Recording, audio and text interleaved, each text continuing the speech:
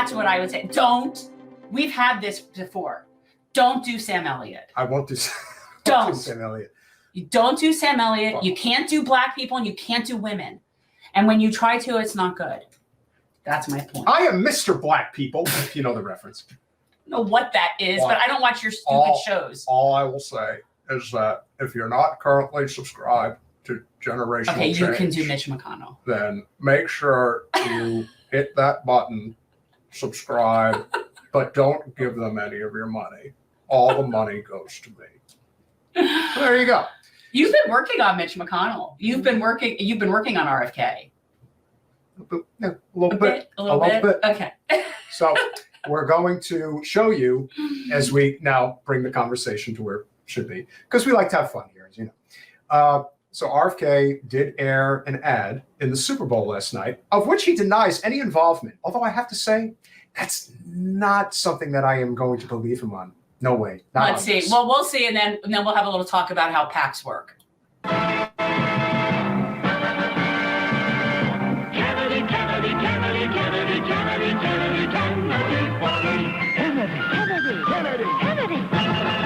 Do you want a man for president who's seasoned through and through? A man who's old enough to know and young enough to do? Well, it's up to you, it's up to you, it's strictly up to you. American Value 2024 is responsible for the contents of this advertisement. I friggin' love it. What's the problem? That is not a good ad. That is not a great ad. That is a phenomenal It's so ad. good. Like, I don't get it. What's wrong with it? You know what? His last name is Kennedy. Yeah, he gets to do that. Yeah. He gets to do that. As much as people hate that. He gets to do that. Yeah. That's the whole point of it. And you know what? Everyone uses what they got. You use what you got. His name, it matters. I don't think there's anything wrong with it. I think it's great. Now, apparently the problem is that one of his family members, as we brought up earlier, threw a hissy fit about the fact that he didn't like that one of the images apparently in the ad was that of one of Bobby Are you Kennedy's. talking about Eunice Shriver? Yeah, one of Bobby Kennedy's aunts happened to have been in this advertisement. Kind of reminds me of somebody. I was just gonna say. Kind of reminds me of somebody locally. Of somebody who decided to not only throw a hissy fit, but talk about how offended and hurt they were now that they were in B-roll footage of an ad that we did back in 2020. And that person who decided to try to talk shit about my partner here decided that they were going to go all on social media. And I decided to throw my hat in the ring and basically told them, yeah, I'm the one who did the B-roll footage. You got a problem with that? And they all came after me like the psychos that they are. And this is the problem. Do you know who it was? Do you know who it is that we're talking about? As soon as I say this, the white cis woman. As a cis white woman. Yes, that person. That person, came after me. You know me, I don't give two shits. But the point is, some people really get so emotionally caught up in things that are so trivial and so pointless to the grand schemes in life. They're very self-important. So you have a problem with Bobby doing this ad because you saw for less than a second an image of your aunt, your great aunt. But are they offended that they're affiliating her based on the fact that he's running as an independent? Because that's what I think their issue is. Their issue has nothing to do with that he's using their name. It's that he's running as an independent, not running as a Democrat. But they jumped through like 50,000 hoops. Like he tried to run as a Democrat, child of Eunice. He did. It's not Maria Shriver. It's probably the sibling then, right? I don't know. Well, here's that's Maria Shriver's mother was Eunice Shriver, who is Eunice Kennedy. But so here's a beautiful one that I brought up the other, and I sent this over to Luke Rakowski, which was interesting.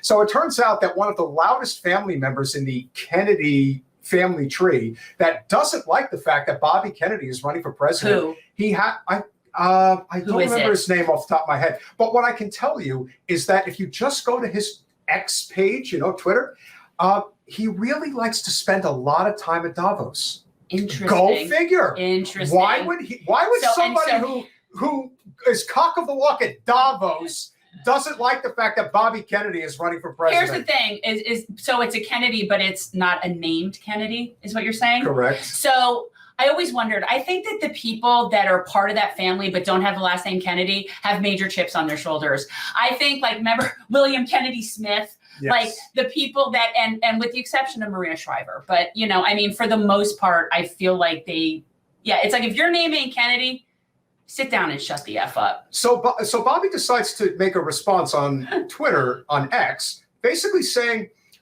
I'm very sorry if I offended any members of my family, but I had nothing to do with the sanctity of this ad. I was not part of it. And he pinned the tweet of the video to his profile at the top. What are you doing? So wait. So just good for own him. it. So that was a great ad. But Why it's not a just PAC own it? because it was his PAC. Yeah.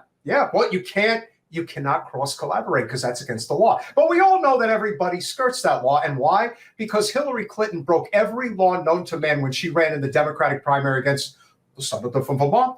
And no one ever did anything about it. No one ever got in trouble. No one ever got fined. No one ever went to jail. Nothing. Of course, in white collar America, who the fuck does go to jail? The ones who don't keep the cat in the bag. The ones who are not part of the club. Those are the ones who get in trouble. You got to protect the club, first and foremost. I'm not in any clubs. So the more important... I'm in the League of Women Voters. That's important. I know, but it is a club. Yeah, well, if they see you doing that, I don't know if they're going to...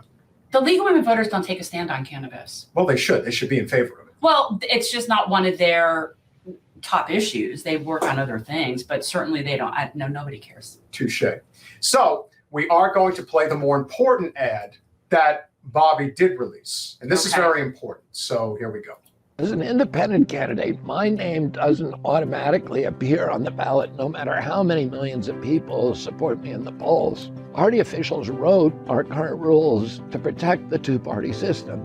They designed them to prevent independent candidates like me from offering voters an alternative to the failed leaders of the past. And they're Okay, so I just want to say something. I am very curious if his sentiment would be the same if he were running in the Democratic Party, if he would sit there and still talk about how the duopoly is not democratic.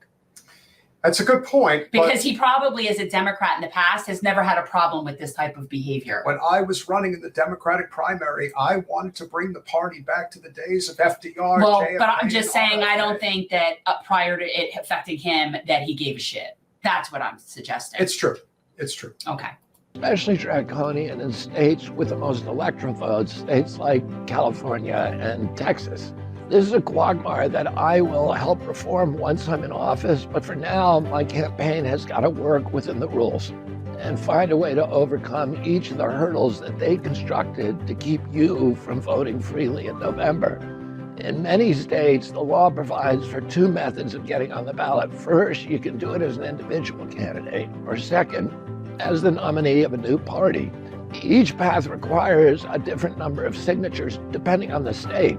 In most states, it takes fewer signatures to put an individual candidate on the ballot, but in 6 states, the signature threshold is lower to put a new party on the ballot. California, for example, requires 219,000 signatures to put an individual on the ballot, but a new party wins ballot access with only 75,000 party registrations. That's still a big lift for most people, but we already have more than 70,000 supporters signed up in California. And I know we're going to blow their numbers out of the water. That's why our campaign has now filed paperwork for new parties in California, along with Texas, North Carolina, Mississippi, and Delaware, the other states in which this same math holds true. Now, you might be asking, is this a political party in the same way that the Democrats and Republicans are parties? Not even close. Our founders warned us that political parties would become breeding grounds for corruption and corporate cronyism. That's why this is such a great screen capture. But that is why it is a problem. And it does take a significant amount of money to run a nationwide ballot access campaign, much less in one state. Let's finish. That's why I chose a name for my party that doesn't even include the word party. It's a name that encompasses all of us out there demanding our country back. I told the bureaucrats to call us We the People. These are the first 3 words in the United States Constitution, and they symbolize that our government draws its power from the citizens. This isn't a party, it's a movement. and it doesn't belong to Washington, it belongs to you. This movement will allow us to stand toe-to-toe with the establishment machine and remind the elite few that America is still governed by the powerful many. The corrupt two-party system has held back our progress. It's failed our families. It's put corporate corruption on steroids. Good ad. Why do people have a problem with it? I think people really have a problem with. I think people really have a problem with two things. Number one, they have a problem with him because he has a number of takes that people don't like. He definitely is very comfortable with the political right, and there's a lot of people who don't like that. I am of the mind that we are so far past giving a damn about where certain people stand. Okay, so the only anti-war candidates, well, first of all, there's a bunch of candidates, okay? There's tons of people in there, most of it, right? But I always say my candidate is Dr. Cornel West. That's who I support. That's where my monthly donation goes. I am well aware that he may or may not have ballot access in my state. I support his message, so I support his movement, and I want him to be out there. However, if he were not to be on the ballot in my state, I'm in Florida, my vote will go green again. I mean, Jill Stein's running for the nomination. Let's assume Jill Stein gets the nomination. She's the only other person that I know that's an anti-war and anti-Zionist. So those are so Dr. West is my first pick, but I will vote green if he is not able to be on my ballot. Those are the only anti-war candidates. It's not really a question of whether Bobby's going to lead a revolution. No. What he is going to lead is an opportunity for more people to feel like there is another way forward instead of the same old, same old. And that's really what it's about. Thanks for watching. If you want to support our mission to transform politics into service, please like this video, subscribe, follow us on social media, and consider joining our Patreon, where you'll get early access to our interviews as well as other exclusive content. Links are in the description. Peace out.